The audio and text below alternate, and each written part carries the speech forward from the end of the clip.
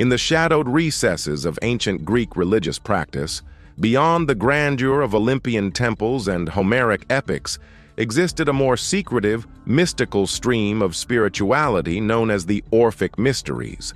Named after the mythical poet and musician Orpheus, this enigmatic tradition promised salvation, purification, and a deeper understanding of the soul's divine nature and its cycle of reincarnation.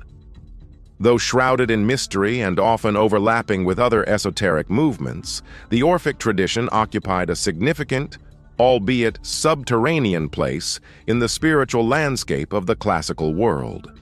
In its later stages, the Orphic movement became deeply entwined with Pythagorean philosophy, sharing beliefs in the transmigration of souls, cosmic harmony, and a rigorous code of conduct rooted in asceticism and ritual purification. Together, Orphism and Pythagoreanism formed a powerful undercurrent that influenced not only Hellenic spirituality, but later Western esotericism, Neoplatonism, and early Christian mysticism. The origins of the Orphic Mysteries are difficult to trace with precision, owing to the lack of a central doctrine or institutional structure. Instead, Orphism functioned more as a diffuse set of beliefs and rituals passed down through texts attributed to Orpheus himself. These texts, composed in hexameter verse and often treated with the same reverence as sacred scripture, told the story of the universe's creation, the fate of the soul, and the tragic myth of Dionysius Zagreus, a divine child torn apart by the Titans, whose dismemberment and rebirth symbolized the cosmic cycle of death and regeneration. Orpheus, revered as a legendary singer who could charm nature itself and who famously descended into the underworld to retrieve his beloved Eurydice, was seen not just as a mythical figure but as the founder prophet of a spiritual path that offered initiates secret knowledge of the divine and a route to escape the eternal wheel of reincarnation. At the heart of Orphic belief was the conviction that the soul is divine and immortal, temporarily imprisoned in the human body. This idea stood in contrast to more mainstream Greek religion, which emphasized the glory of life and heroism more than the soul's liberation from material existence. The Orphics viewed human life as a form of divine punishment, the result of an ancient cosmic crime. According to their creation myth, after Dionysus was dismembered by the Titans, Zeus incinerated them with his thunderbolt. From their ashes, humanity was born, part divine due to the presence of Dionysus and part impure due to the Titans' wickedness. Thus, every human being, according to Orphic doctrine, carried within them a dual nature, a divine spark longing to return to the celestial realm, and a base, material component that tied them to the world of suffering, death, and illusion. In order to liberate the divine soul from the cycle of metempsychosis, the endless transmigration through different bodily forms, the Orphics prescribed a rigorous lifestyle of purification and asceticism. Initiates followed strict dietary rules, most notably abstaining from the consumption of meat and, in some versions, beans and certain other foods believed to carry spiritual impurities. They practiced rituals of purification, likely involving bathing, symbolic death and rebirth ceremonies, and the recitation of sacred hymns.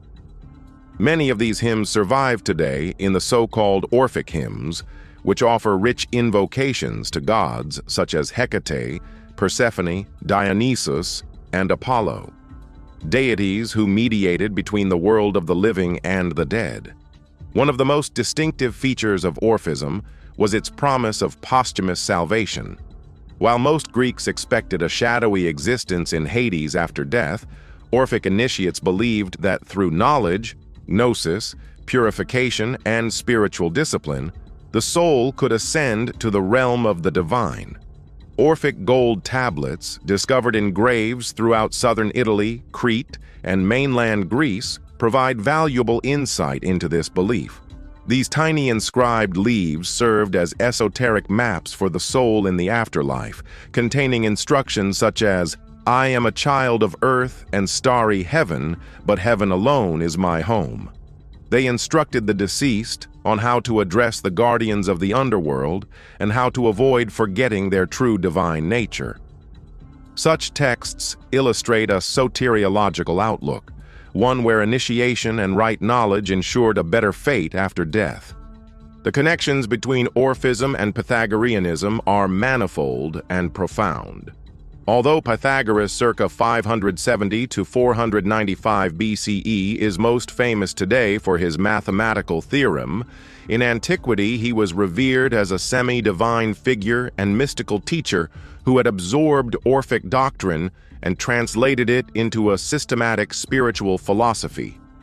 Like the Orphics, Pythagoreans believed in the immortality and transmigration of the soul, strict ethical behavior, and the need to liberate the soul from the cycle of rebirth.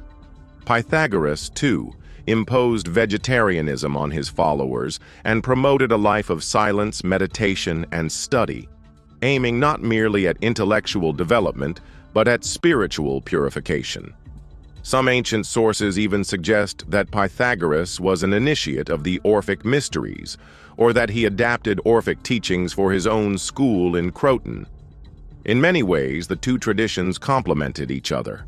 Orphism provided the mythic, poetic, and ritualistic structure, while Pythagoreanism added a metaphysical and numerical framework that emphasized harmony, cosmic order, and the mathematical nature of the soul and the universe.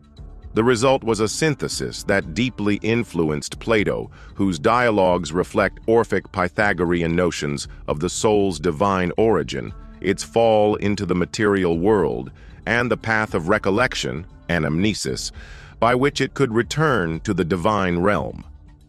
Despite their profound insights, the Orphic Mysteries remained a fringe movement in many ways, respected by some, ridiculed by others. Writers such as Herodotus, Plato, and Euripides mention the Orphics, but often in ambiguous or critical tones.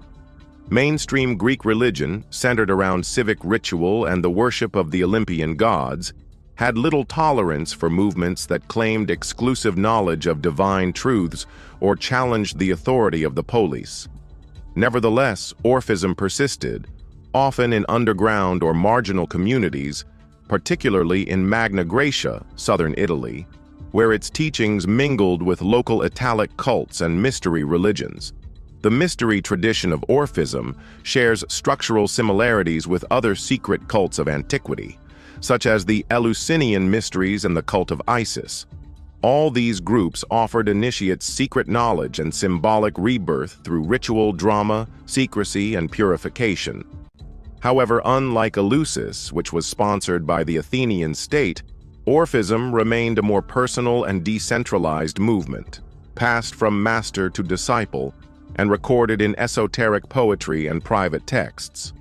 The figure of Orpheus, as a semi-divine prophet torn between the worlds of the living and the dead, provided a perfect symbol for the spiritual seeker who journeyed beyond the veil of appearances in search of hidden truth. By the time of late antiquity, Orphic and Pythagorean elements had been fully integrated into Neoplatonism, particularly in the works of Plotinus, Proclus, and Iamblichus. These philosophers revered Orpheus as a sage whose hymns contained encoded cosmological wisdom. For them, Orphic myth was not mere allegory, but a mystical revelation of the soul's descent from the Divine One, its entrapment in matter, and the process of return through purification and intellectual ascent.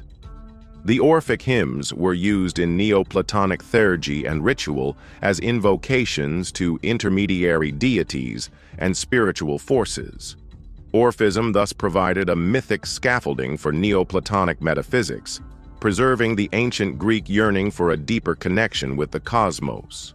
With the rise of Christianity, much of the Orphic tradition faded from public consciousness, labeled as pagan heresy, or reabsorbed into Gnostic and early Christian mysticism. And yet the core Orphic themes, the divine nature of the soul, the fall into material existence, the need for purification, and the promise of spiritual liberation, echo powerfully in Christian theology, especially in the mysticism of the Desert Fathers, the Neoplatonic Church Fathers, like Augustine, and later esoteric Christian thinkers. In this sense, the Orphic current never entirely vanished.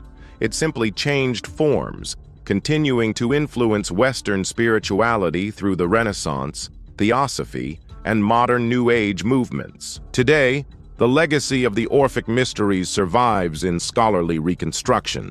The fragments of Orphic poetry, the gold leaf tablets from graves, and the echoes in Platonic and Neoplatonic thought all point to a rich and multifaceted tradition that sought to answer some of the most profound human questions. What is the soul? Where did it come from?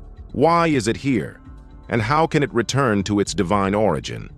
These were not merely philosophical musings, but existential concerns that the Orphics addressed with ritual, poetry, and symbolic myth. The Orphic Mysteries remind us that in every age, there exist those who search for a hidden truth beneath the surface of the world, a truth not of power or fame, but of spiritual insight, personal transformation, and cosmic harmony. In their reverence for the soul's journey and their quest for transcendence through knowledge and purity, the Orphics speak to something enduring in the human spirit, a longing for the infinite, for rebirth, and for reunion with the divine.